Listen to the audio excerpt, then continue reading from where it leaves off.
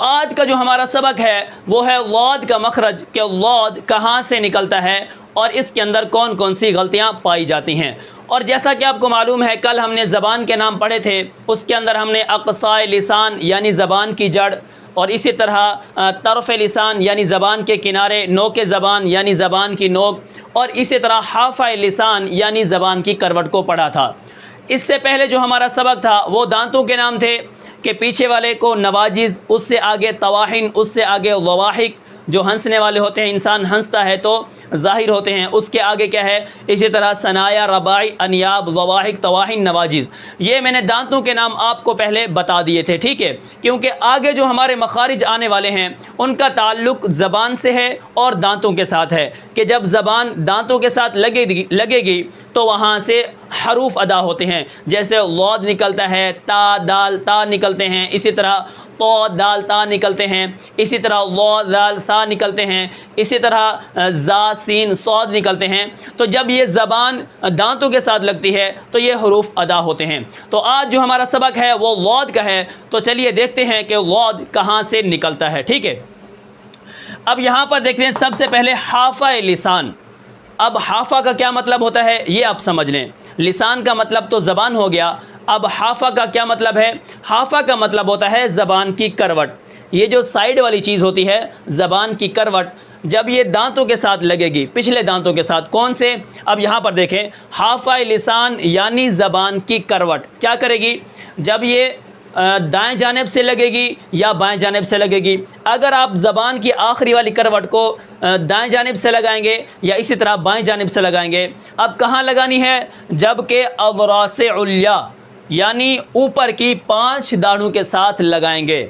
کیا کریں گے آپ؟ جب لاد کو ہم نے ادا کرنا ہے تو ہم نے یہ دیکھنا ہے کہ یہ جو زبان کی کروٹ ہے اس کو ہم نے آخری والی جو داڑھیں ہیں یہاں پر، اس کے ساتھ زبان کا پچھلا حصہ لگانا ہے۔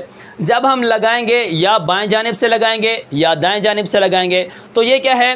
بائیں طرف سے آسان ہے، ٹھیک ہے، دائیں جانب سے مشکل ہے اور بائیں جانب سے کیا ہے؟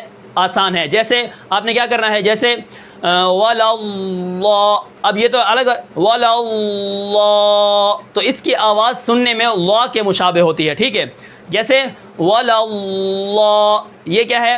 یہ بائیں جانب سے۔ اب کیا ہے؟ دائیں جانب سے، جیسے وَلَا اللَّهُ، یہاں سے کیا ہے؟ مشکل ہے، یکدم دونوں طرف سے نکالنا، زبان کو ہم پھلا کے لگائیں گے دونوں طرف سے، تو دیکھیں وَلَا اللَّهُ، یہ بہت مشکل ہے، ٹھیک ہے۔ تو یہاں پر دیکھیں، جبکہ اضراس علیا یعنی اوپر کی 5 داڑھوں کے ساتھ اگر آپ زبان کی کروٹ کو لگائیں گے تو وہاں سے لاد ادا ہوگا۔ یہ کیا ہے؟ لاد بائیں جانب سے آسان ہے، دائیں جانب سے مشکل ہے، اور یکدم دونوں طرف سے نکالنا کیا ہے؟ یہ بہت مشکل ہے۔ اب یہاں پر دیکھیں، دونوں طرف سے کیا ہے؟ ایک دم بھی نکالنا صحیح ہے لیکن یہ بہت کیا ہے؟ مشکل ہے، ٹھیک ہے۔ اب یہاں پر دیکھیں، اس حرف کو حافیہ کہتے ہیں۔ حافہ کا معنی کروٹ کے آتے ہیں، اس لیے اس کو حافیہ کہتے ہیں کہ یہ کروٹ سے ادا ہوتا ہے۔ زبان کی آخری حصہ، یہ جب آخری دانتوں کے ساتھ، داڑھوں کے ساتھ، کون کون سی داڑھ ہیں؟ نواجز، طواحن اور ضواحک، ہنسنے والے۔ جب ہم ہنستے ہیں تو یہاں پر دانت جو ظاہر ہوتے ہیں اس سے پیچھے جتنے بھی داڑھیں ہیں اس کے ساتھ جب کروٹ لگے گی تو وہاں سے لاد ادا ہوتا ہے، ٹھیک ہے۔ تو آپ کو اس مخرج کی سمجھ آ گئی ہوگی۔ اب یہاں پر میں نے آپ کو بتایا ہے کہ اگر آپ کیا ہے دونوں طرف سے یکدم نکالیں گے تو یہ کیا ہے؟ صحیح ہے لیکن بہت مشکل ہے۔ اب بہت مشکل ہے تو اس کا کیا ہے؟ اب یہاں پر دیکھیں، دونوں طرف سے ادا کرنا، یہ 3 خصوصیات یعنی 3 شخصیات نے اس کو ادا کیا ہے اور انہی کی خصوصیات میں سے ہے۔ نمبر 1، آپ صلی اللہ علیہ وسلم نے اس کو دونوں طرف سے بھی کیا ہے؟ نکالا ہے، ٹھیک ہے۔ اسی طرح حضرت عمر رضی اللہ عنہ جو کہ قاری تھے، انہوں نے بھی کیا کیا تھا؟ اس لاد کو دونوں طرف سے نکالا تھا۔ صحیح ہے لیکن بہت کیا ہے؟ مشکل ہے۔ اسی طرح حضرت علی کرم اللہ وجہہ نے بھی کیا ہے؟ اس کو دونوں سائیڈوں سے لگا کے زبان کو ادا کیا ہے۔ یہ اس کو کیا ہے؟ یہ ان تینوں کی خصوصیات میں سے ہے۔ ایک، آپ صلی اللہ علیہ وسلم نے اس کو ادا کیا، حضرت عمر رضی اللہ عنہ نے ادا کیا، اسی طرح حضرت علی کرم اللہ وجہہ نے بھی اس کو ادا کیا ہے، دونوں طرف سے زبان کو لگا کر۔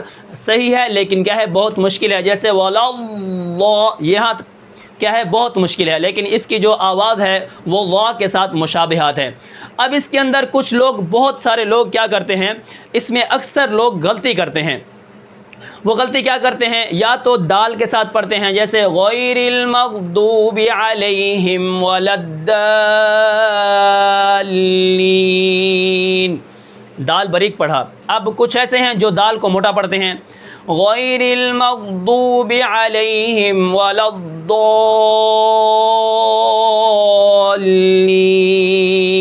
ایک۔ اس کے بعد کچھ ایسے ہیں جو خالص ضا پڑھتے ہیں، غیر المغضوب علیہم ولا الضا،